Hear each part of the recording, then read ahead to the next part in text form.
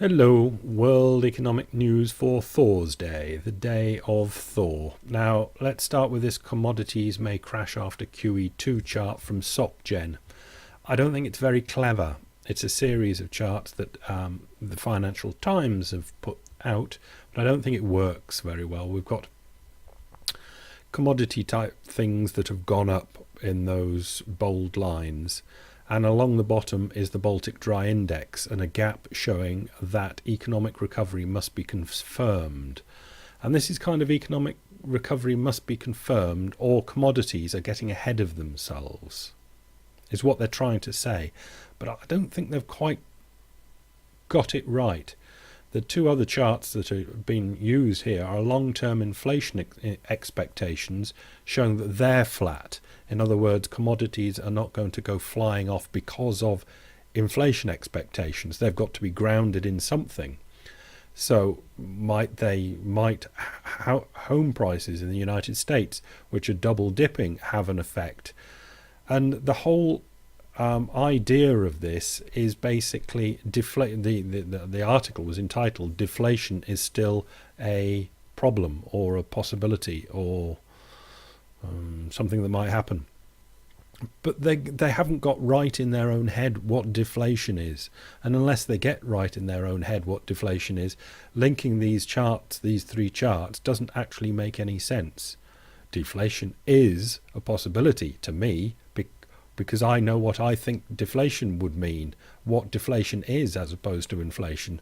But without stating it, they're using different ideas of what inflation and deflation are. And Baltic Dry Index is no sort of indication of anything. So, more importantly, are commodities out of control on the supply and demand front is the real thing, and that means is there going to be we can't use Great Recession again, is there going to be another recession coming, an official one, in the next year or so?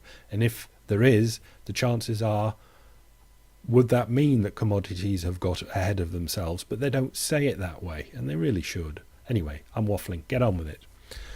Right, Of Two Minds, Charles Hugh Smith.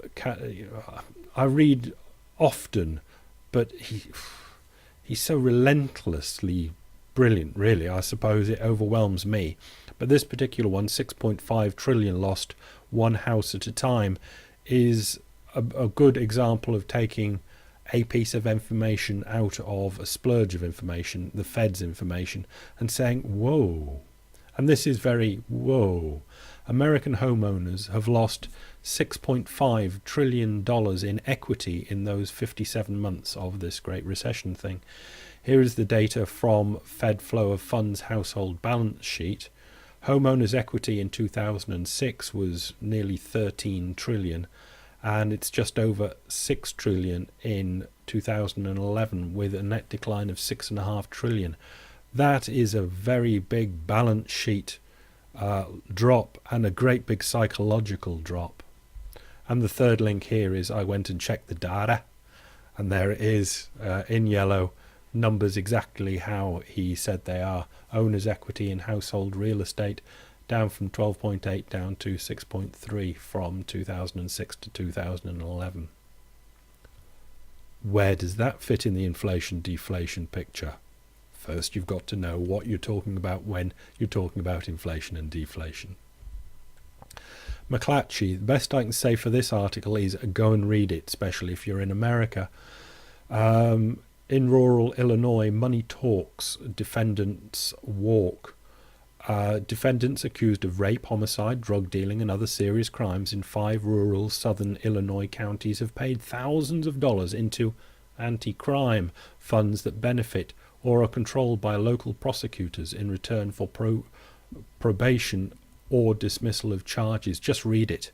If this is the future, that is the end of the United States as we know it. This is a complete and utter breakdown of law and order. We've seen enough, but this is so blatant, and on the, it's not financial, it's just plain on the criminal front, that I know it's Illinois, but this is dangerous shit, man. Go and have a read. The bond buyer, this is confusing, so I'm just putting it out for people interested in this sort of thing. IRS, here's 30 charges of abuse. Washington, the Internal Revenue Service tax-exempt bond officers received referrals of around 30 whistleblower claims of potential abuses in the municipal bond market.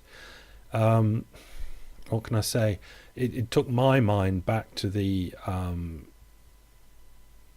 bond insurers. Do you remember AMBAC and MBIA back in 2008?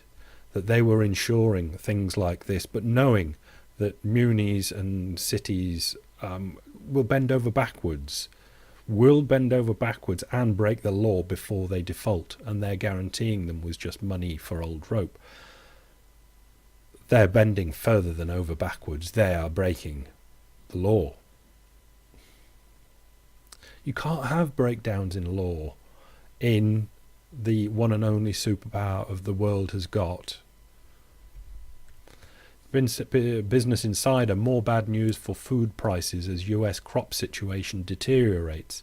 This year's crop is way behind schedule and not looking good compared to recent seasons, according to data released by the USDA. Link there if you follow the link. Sorry about the links yesterday, my fault that they didn't work. The spring wheat schedule is way behind schedule with only 22% of crop being planted. That's behind the 5-year average of 61%, according to the USDA meteorologist Brad Ripley. When things go bad, it's just one of life's horrible things that they seem to go bad and then doubly bad, and then they come down and kick you in the... This next thing is taken from an FT Alphaville link. These are what I call crack spreads, but they just call them cracks. The difference between when you've got a refiner and the amount charged to turn it into gasoline. It's well high at the moment. If I read this right, that means demand is well high at the moment. That means prices at the pump will stay well high for the moment and beyond, months beyond at least, until those crack spreads come down, and there's no sign that they are coming down. So prices at the pump will not be coming down. Does that mean inflation or deflation? You pay more, but you've got less spending money, are less likely to do wild things with your money. What does it mean? Finish with Frederick Smith and his comment opinion in the Financial Times. We must electrify the transport sector. It is tempting to say that the headlines about rising fuel prices, Libya and other events in the Middle East will be a wake-up call to the dangers of oil dependence. But such calls have been repeated for almost 40 years, and yet the vulnerability both in the US and across the globe remains. It does indeed. Our mobile economy remains defenceless against oil price shocks and supply interruptions. In the US, transport accounts for 70% of petroleum consumed. 97% of transport fuel in the United States is derived from oil, the other from food.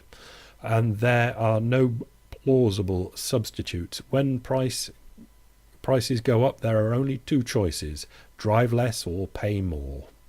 If supplies are disrupted for any reason, the choices are even worse. This must change. And he's an electric man. You get it from the headline, we must electrify the transport sector. He goes on second. This is just taken from the article, so this is why it's second.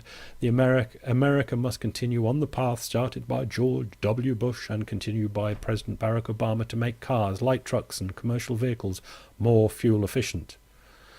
The less oil used to drive the transport system, the less effect a price spike will have. Sounds all very wonderful.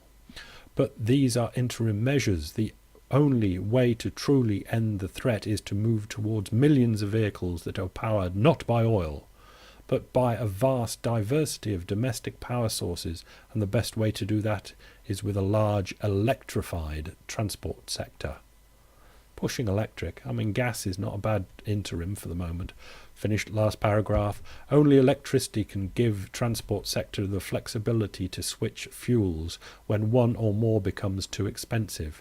Electricity from homegrown sources, wind or solar, coal, hydro, natural gas or nuclear would free America's mobile economy from the dependence on a single source.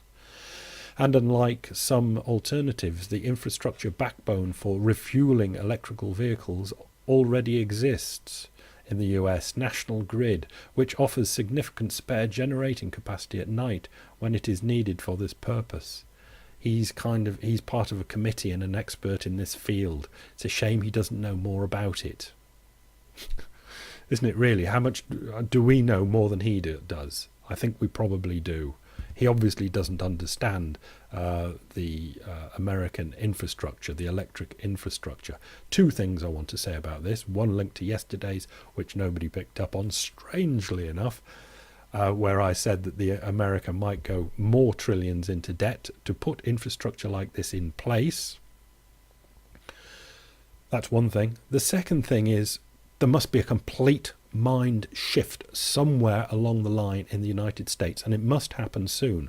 As he says, it's been waffling around for 40 years on this particular subject, but it is more crucially this thing between freedom and small government and private enterprise and big government and wickedness. You've got to sort this shit out, boys, because this sort of thing, mumbling and bumbling through and expecting the private sector to do it, and the private sector is not doing it, does not get it done. The only way it's going to get done is by a huge sort of world war type thing that can only be done by the government. You've mentally got to get over this or slip further and further and further behind as time goes on. Do you hear me? Bye.